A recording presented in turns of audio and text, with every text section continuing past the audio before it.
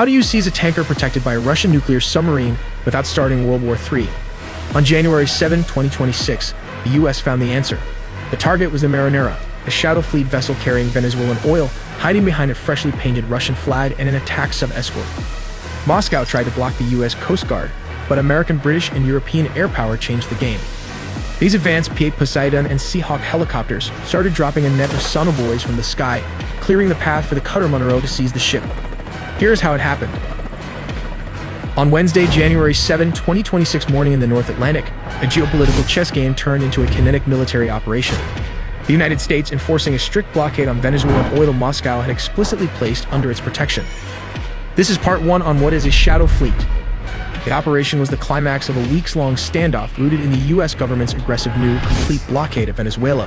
The target is this vessel, originally the Bella 1, a rusting 15-year-old tanker identified by U.S. intelligence as part of the Shadow Fleet, a network of vessels used by Russia, Iran, and Venezuela to transport illicit oil and bypass sanctions. But how is Russia involved? In December 2025, the Bella 1 attempted to run from the U.S. blockade near the Venezuelan coast to load crude oil. When intercepted by the U.S. Coast Guard in the Caribbean, the captain refused to stop, shut off the ship's transponder, going dark, and fled into the open Atlantic, initiating a 4,000-mile pursuit. What tactics and deception did they follow?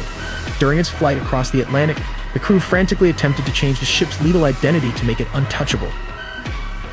They repainted the hull, renaming the ship the Marinera, and raised the Russian flag.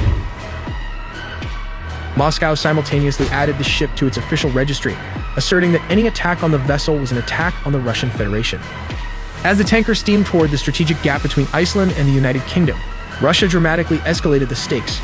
Intelligence confirmed that Moscow had dispatched an attack submarine, likely a formidable Yasin or Akula class,